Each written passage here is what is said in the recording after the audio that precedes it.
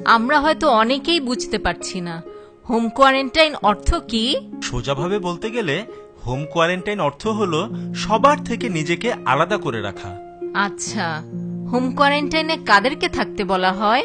Home কোয়ারেন্টাইনে যে সবসময় অসুস্থ লোকদেরই থাকতে বলা হয় তা কিন্তু না, সুস্থ লোকদেরও হোম কোয়ারেন্টাইনে থাকতে বলা হয়।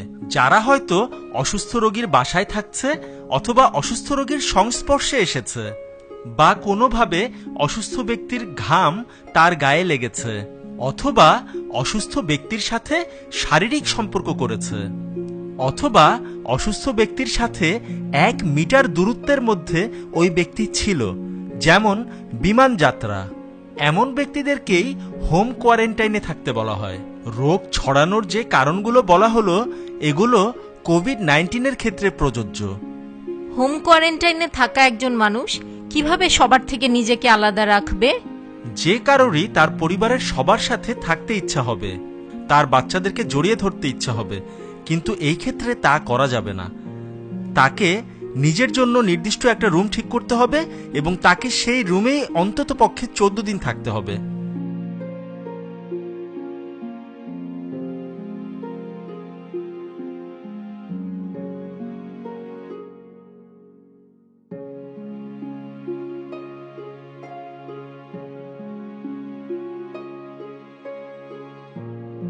তার ওয়াশরুম আলাদা হলে ভালো হয়।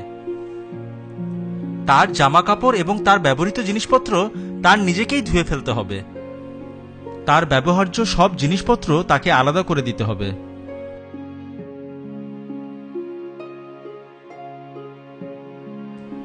তার হাত ঘরের যেসব জায়গায় লেগেছে, যেমন ইলেকট্রিক সুইচ, কল, এ সমস্ত জায়গা নিজেই হ্যান্ড স্যানিটাইজার দিয়ে পরিষ্কার করে ফেলতে হবে। তাহলে তার খাওয়া দাওয়া কিভাবে হবে?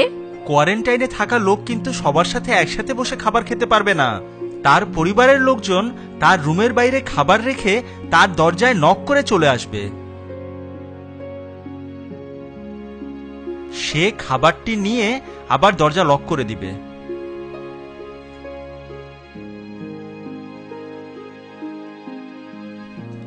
তার কিন্তু বাড়ির বাহিরে কোথাও গিয়ে উৎসব তো পালন করা যাবেই না, এমনকি তার বাসায়ও কোনো উৎসব হলে সেখানেও জয়েন করা যাবে না, বা একত্রে কাছাকাছি থেকে কোনো উৎসব পালন করা যাবে না।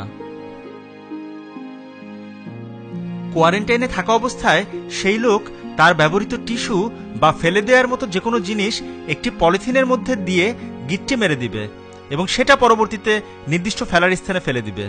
কোয়ারেন্টাইনে থাকা অবস্থায় একজন লোক তার মাস্ক 6 ঘন্টার বেশি ব্যবহার করতে পারবে না। 6 ঘন্টা পরেই তার মাস্কটাকে সে ইনফেক্টেড হিসাবে গণ্য করবে এবং সেই মাস্কটিকে একইভাবেই পলিথিনের মধ্যে ফেলে গিট্টে মেরে সেই পলিথিনটাকে পরবর্তীতে ময়লা ফেলার স্থানে ফেলে দিতে হবে। বাড়ির লোকজনরাও কোয়ারেন্টাইনে থাকা লোকটির হাত যেসব জায়গায় লাগবে সেসব জায়গাগুলো পরিষ্কার করে ফেলবে। কোয়ারেন্টাইনে থাকা লোকটির রুমে যদি কেউ যায় তাহলে তাকে অবশ্যই গ্লাভস, মাস্ক এবং প্রোটেক্টিভ গাউন পরে তার রুমে যেতে হবে এবং অবশ্যই তাকে 1 মিটার দূরত্ব বজায় রেখে চলতে হবে।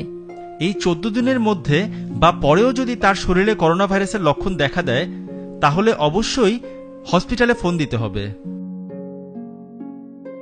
হোম কোয়ারেন্টাইনে থাকা লোকটিকে টেস্ট করার পর যদি সত্যি তার শরীরে করোনা ভাইরাস ধরা পড়ে, হোম কোয়ারেন্টাইনে থাকা কারো শরীরে লক্ষণ দেখা দিলে বা যদি টেস্ট করে তার শরীরে আসলেই করোনা ভাইরাস পাওয়া যায়, তাহলে তার পরিবারের লোকজনদেরও 14 দিনের জন্য হোম কোয়ারেন্টাইনে যেতে হবে।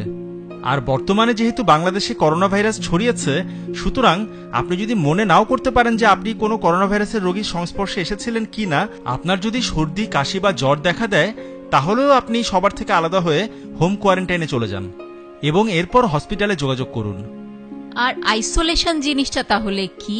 আইসোলেশন হলো যখন আপনার শরীরে কনফার্ম হবে যে আপনার শরীরে করোনা ভাইরাস আছে, তখন হসপিটাল আপনাকে আইসোলেট করে চিকিৎসা দিবে। হোম কোয়ারেন্টাইনে থাকার দরকারটা কি? একজন লোক যখন করোনা ভাইরাস আছে এমন কোনো লোকের কাছাকাছি যায়, তখন তার শরীরে তো সেই ভাইরাসটা চলে আসে, কিন্তু তখনও কিন্তু সে সুস্থ একজন মানুষ। তখনও হয়তো তার জ্বর, কাশি, হাঁচি কিছুই নেই এবং থার্মাল স্ক্যানারেও দেখাতে পারে যে তার শরীরের তাপমাত্রা স্বাভাবিক। সে সুস্থ মানুষের মতোই চলাফেরা করে। এই লোকটি হয়তো অসুস্থ হয় 14 দিন পর বা কখনো কখনো আরো বেশি দিন পর, কিন্তু এই 14 দিন বা আরো বেশি কয়েকদিন, যেমন ধরুন 23 দিনের মধ্যে এই লোকটি সুস্থ অবস্থায় যে সমস্ত লোকের সাথে চলাফেরা করেছে সেই সব লোকের মধ্যেও তার শরীর থেকে সেই ভাইরাসটি চলে যায়।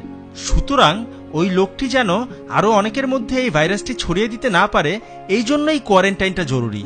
করোনা ভাইরাস থাকতে পারে এমন সন্দেহ করলে অবশ্যই অন্তত পক্ষে 14 দিন কোয়ারেন্টাইনে থাকুন। আপনাকে যদি কর্তৃপক্ষ কোয়ারেন্টাইনে থাকতে বলে তাহলে অবশ্যই কোয়ারেন্টাইনে থাকুন। আমাদের সচেতনতাই তৈরি করতে পারে করোনা ভাইরাস মুক্ত পৃথিবী।